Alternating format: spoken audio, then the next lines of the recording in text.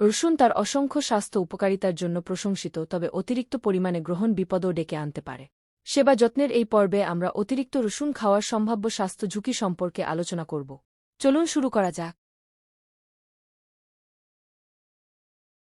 রসুন অ্যান্টিঅক্সিডেন্ট এবং অন্যান্য যৌগ সমৃদ্ধ, যা রোগ প্রতিরোধ ক্ষমতা বাড়িয়ে তুলতে পারে এবং হার্টের স্বাস্থ্যের উন্নতি করতে পারে, তবে এটি অতিরিক্ত পরিমাণে গ্রহণ করা বেশ কয়েকটি স্বাস্থ্য ঝুঁকির কারণ হতে পারে। নাম্বার 1, রক্তপাতের ঝুঁকি বৃদ্ধি। অত্যধিক রসুন খাওয়ার সবচেয়ে গুরুতর পার্শ্ব প্রতিক্রিয়াগুলির মধ্যে একটি হল রক্তপাতের ঝুঁকি বৃদ্ধি পাওয়া। বিশেষ করে এটি তখন ঘটে যখন আপনি রক্ত পাতলাকারী ঔষধ গ্রহণ করেন বা অস্ত্রোপচার করেন। এটির কারণ রসুনের অ্যান্টিথ্রম্বোটিক বৈশিষ্ট্য রয়েছে, যার অর্থ এটি রক্ত জমাট বাঁধতে বাধা দিতে পারে।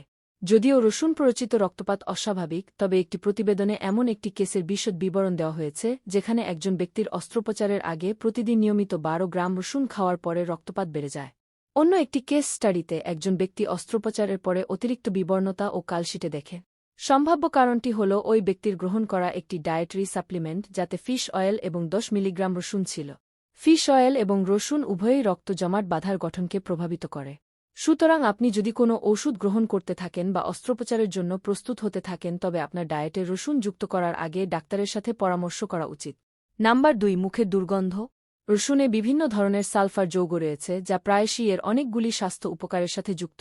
তবে এই যৌগগুলি মুখের দুর্গন্ধের কারণ হতে পারে, বিশেষত যখন প্রচুর পরিমাণে খাওয়া হয়। এটি কাঁচা রসুনের ক্ষেত্রে বিশেষত সত্য, কারণ রান্না এই উপকারী সালফার যৌগগুলির পরিমাণ হ্রাস করে। তবুও আপনি দুর্গন্ধ থেকে মুক্তি পেতে বেশ কয়েকটি ঘরোয়া প্রতিকার ব্যবহার করে দেখতে পারেন। নাম্বার 3, হজমের সমস্যা।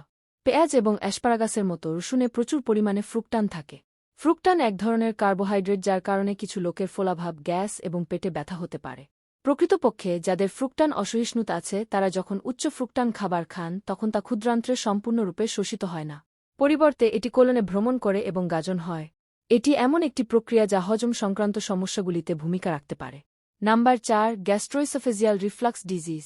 আপনার যদি গ্যাস্ট্রোইসোফেজিয়াল রিফ্লাক্স ডিজিজ থাকে, তাহলে আপনি আপনার রসুন খাওয়া কমানোর কথা বিবেচনা করতে পারেন।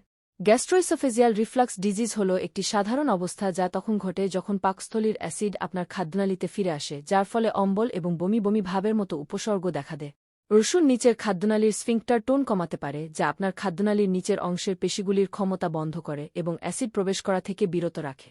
পরিবর্তে এটি অ্যাসিড রিফ্লাক্সকে ট্রিগার করতে পারে। যাই হোক, কিছু খাবার গ্যাস্ট্রোইসোফেজিয়াল রিফ্লাক্স ডিজিজে আক্রান্ত ব্যক্তিদের ভিন্নভাবে প্রভাবিত করে। আপনি যদি দেখেন যে প্রচুর রসুন খাওয়ার ফলে উপসর্গ দেখা দেয় না, তাহলে আপনার খাওয়া সীমিত করা অপ্রয়োজনীয় হতে পারে। রসুন কতটুকু খাওয়া উচিত? যদিও কতটা রসুন খাওয়া উচিত তার জন্য কোনো আনুষ্ঠানিক সুপারিশ নেই, তবে স্টাডি দেখায় যে প্রতিদিন 1 থেকে 2 কোয়া বা 3 থেকে 6 গ্রাম রসুন খাওয়ার ফলে স্বাস্থ্যের উপকার হতে পারে। এই পরিমাণের চেয়ে বেশি খাওয়ার পরে যদি আপনি কোনো পার্শ্ব প্রতিক্রিয়া লক্ষ্য করেন, তবে আপনার রসুন গ্রহণের পরিমাণ হ্রাস করার বিষয়টি বিবেচনা করুন। রসুন খাওয়ার আগে রান্না করা মুখের দুর্গন্ধ, হজমজনিত সমস্যা এবং অ্যাসিড রিফ্লাক্সের মতো পার্শ্ব প্রতিক্রিয়া রোধ করতেও সহায়তা করতে পারে। আপনার যদি কোনো স্বাস্থ্যের সমস্যা থাকে বা কোনো ওষুধ গ্রহণ করতে থাকেন, তবে আপনার ডায়েটে কোনো পরিবর্তন করার আগে বা কোনো ভেষজ সাপ্লিমেন্ট ব্যবহার করার আগে আপনার ডাক্তারের সাথে পরামর্শ করা উচিত। সেবা যত্নের এই পর্বটি দেখার জন্য ধন্যবাদ। আপনি যদি এই তথ্যমূলক ভিডিওটি সহায়ক বলে মনে করেন, তবে লাইক করতে, শেয়ার করতে এবং আমাদের চ্যানেলটি সাবস্ক্রাইব করতে ভুলবেন না। পরের বার পর্যন্ত আল্লাহ আপনাকে সুস্থ রাখুন।